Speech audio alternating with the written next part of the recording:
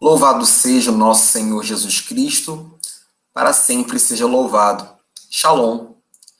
Neste nosso quarto vídeo sobre a Laudato Si, encíclica do Papa Francisco, nós falaremos um pouquinho sobre educação e espiritualidade ecológica.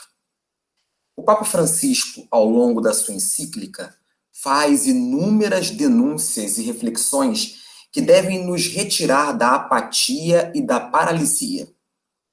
Diante de fatos tão alarmantes que o Papa nos apresenta, nós devemos fazer algo.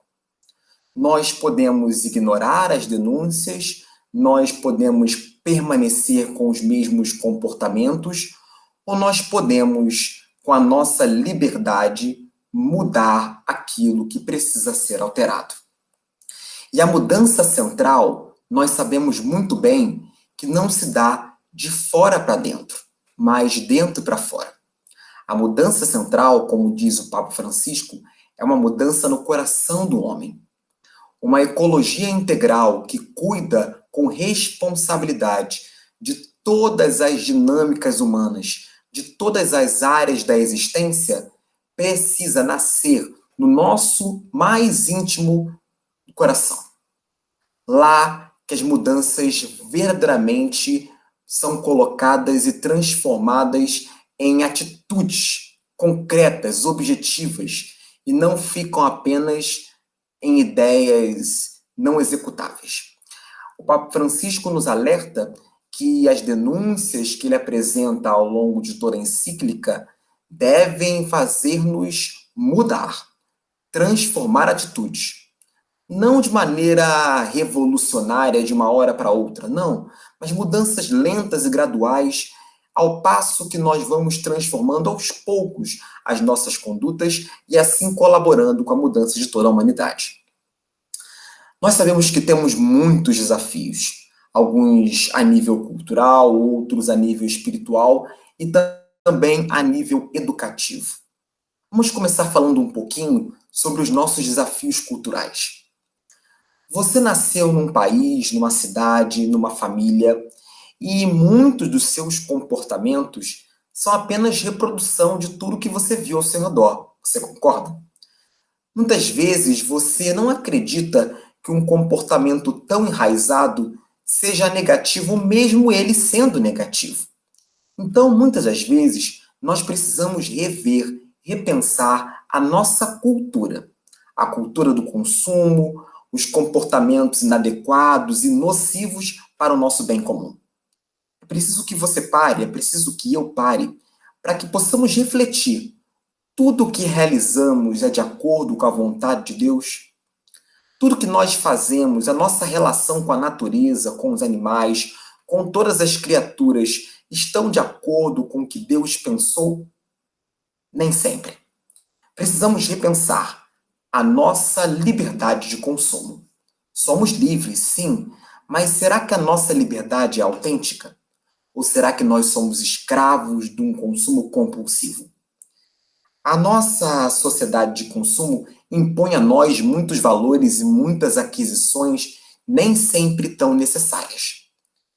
É necessário pensar, será que eu preciso verdadeiramente comprar isso que desejo hoje?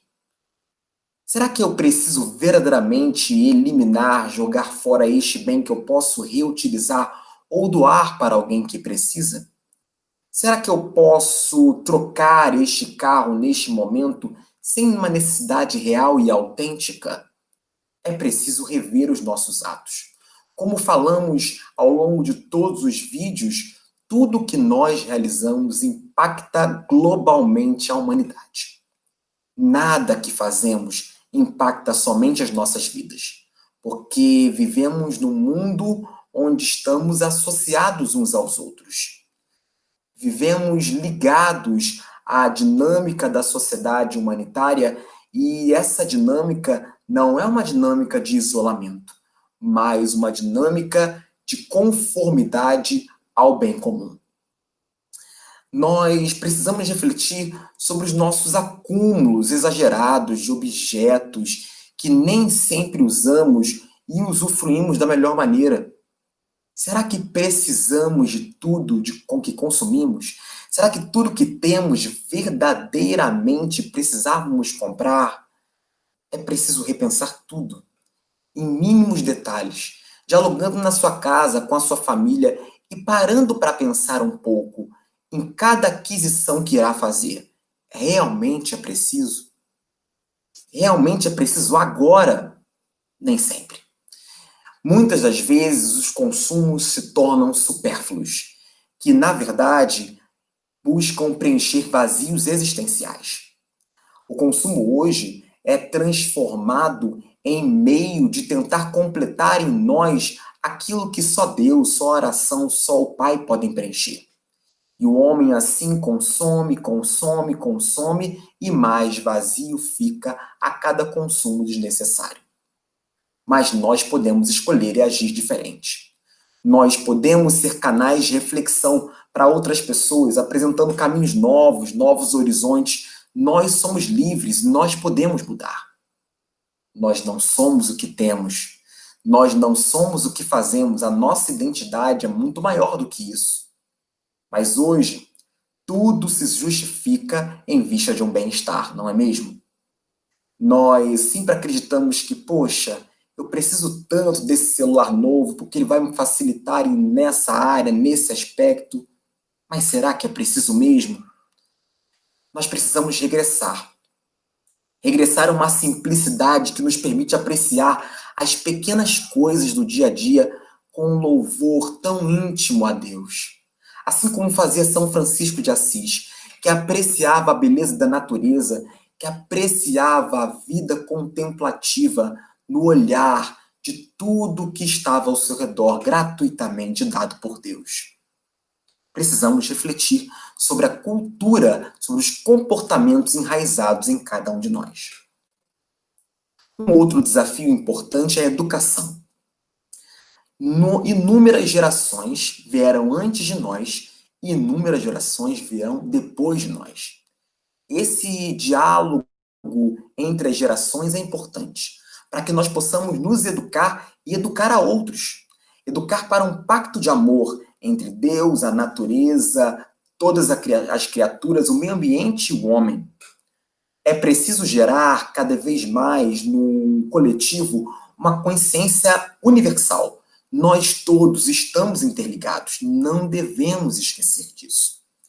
Nós devemos reverenciar a vida, celebrar o dom da vida com naturalidade.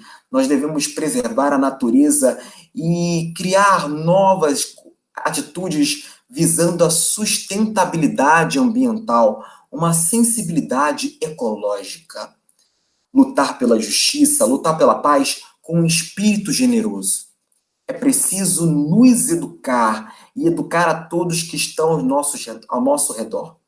É preciso educar a geração que está chegando, as crianças, os adolescentes, também os idosos, porque todos nós nos educamos uns aos outros para colaborar com uma mudança coletiva nos aspectos simples, complexos, naturais da nossa vida. Assim como a cultura é um grande desafio e a educação também, não podemos esquecer de um desafio essencial, que é a nossa espiritualidade. O Papa Francisco fala que nós precisamos construir uma nova espiritualidade, uma espiritualidade ecológica. Você que se preocupa com a sua oração, com a sua salvação e com a salvação de tantos ao seu redor por meio da evangelização, entenda, uma espiritualidade autêntica, ela está ligada às demais realidades da vida. Nós não devemos ser alheios às questões ambientais, políticas, econômicas e sociais. Pelo contrário, o cristão tem o dever de lidar com isso cotidianamente e não se isentar, mas se relacionar todos os dias para colaborar com a transformação da sociedade. O Papa Francisco nos convida a uma conversão ecológica. E isso não é uma opção, meus irmãos. Isto não é algo secundário, mas parte essencial de uma existência divina em Cristo, de uma religiosidade, de um catolicismo que verdadeiramente se preocupa com o bem comum e não mais somente com as nossas necessidades. Nós não devemos mais ofender a criação. Nós precisamos da natureza. Nós precisamos do meio ambiente, como São Francisco de Assis nos ensinou. Educação ambiental, ética ecológica coletiva, não apenas individual, uma conversão individual, mas também comunitária. Essa é a necessidade do tempo contemporâneo, é a minha necessidade, é a sua, é a necessidade deste mundo, da igreja, de todas as pessoas de boa vontade. Esse é o convite do Papa Francisco para nós. Um novo tempo, uma educação, uma espiritualidade que leva em conta uma ecologia integral. Uma ecologia que não ignora o meio ambiente, mas que leva em consideração que ele é uma dádiva, um dom divino que deve ser preservado em vista do bem comum. Louvado seja nosso Senhor Jesus Cristo, para sempre seja louvado. Shalom.